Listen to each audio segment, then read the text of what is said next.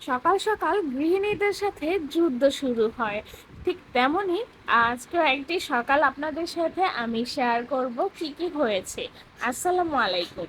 আমি খাদিজা আক্তার শাওন বলছি ঢাকা থেকে। আশা করি যে যেখানে আছেন আলহামদুলিল্লাহ সবাই ভালো আছেন এবং সুস্থ আছেন। আলহামদুলিল্লাহ আপনাদের দোয়ায় আমরাও ভালো আছি এবং সুস্থ আছি।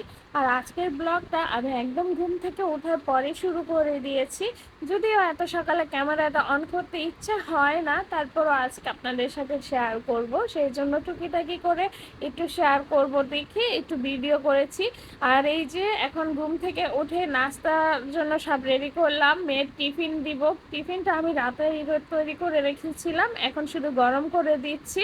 আর অপরদিকে আপনাদের ভাগ্নে আর হচ্ছে ভাইয়া দুইজনেই নাস্তা করে নিচ্ছিল। আপনাদের ভাইয়া নাস্তা করবে না, শুধু একটু চা খাবে আর হচ্ছে যারা একটু এক পিস রুটি খাবে এই। আর আমি কিন্তু এত সকালে একদমই নাস্তা করি না, একটু চা খেয়ে বের হই। আর আজকে কিন্তু আপনাদের ছোট ভাগ্নিও ঘুম থেকে উঠে গিয়েছে, আর এই যে এখন কান্না করতেছে, এটা হচ্ছে ও স্কুলের ভিতরে যাবে। আর সকালবেলা না স্কুলের ভিতরে যেতে দেয় না বাচ্চা নিয়ে বা গার্জেনদের এত সকালে, কারণ অফিস রুমটাও বন্ধ থাকে। তো গেল আর একটু পরে 10টার পরে অফিস রুমে বা ভিতরে স্কুলের ভিতরে ঢুকতে দেয়। এটা আজকে আমি ওকে নিয়ে ঢুকতে পারি নাই, সেজন্য কান্না করছে। তো পুরোটা রাস্তায় কিন্তু কান্না করতে করতে আসছে। আর হচ্ছে এদিকে বাসায় এসেই কি রান্না করব সেই জন্য সব প্রিপারেশনগুলো নিয়ে নেই। এটা কিন্তু আমার নিত্যদিনের রুটিন, সকালবেলা যেদিনে আমি স্কুলে যাই ওই দিনে আমি এই রকমের করি। আর হচ্ছে এখন এইগুলো নামিয়ে, যেহেতু জায়রা উঠে গিয়েছে ওকেও তো আমি নাস্তা করে নেই নাই, কারণ হচ্ছে ওকে যদি আমি নাস্তা করে নিতাম তাহলে আমার দেরি হয়ে যাবে। তো অলমোস্ট আমার 5 মিনিট লেট হয়ে গেছে, আজকে স্কুলে যেতে যেতে আমার 8টা 5 বেজে গিয়েছিল, 5 মিনিট লেট হয়েছে। তো ওইদিকে আম, এখন নাস্তা করিয়ে দিব, যেহেতু নাস্তা করে বের হয় না।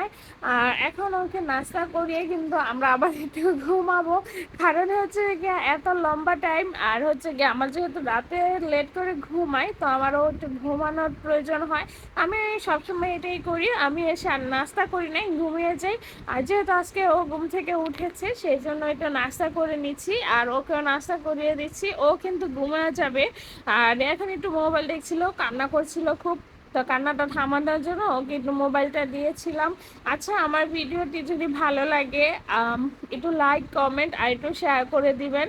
আর এই যে নেন, সবাইকে আমি নাস্তা দিলাম, আমার সাথে সাথে সবাই নাস্তা করে নেন।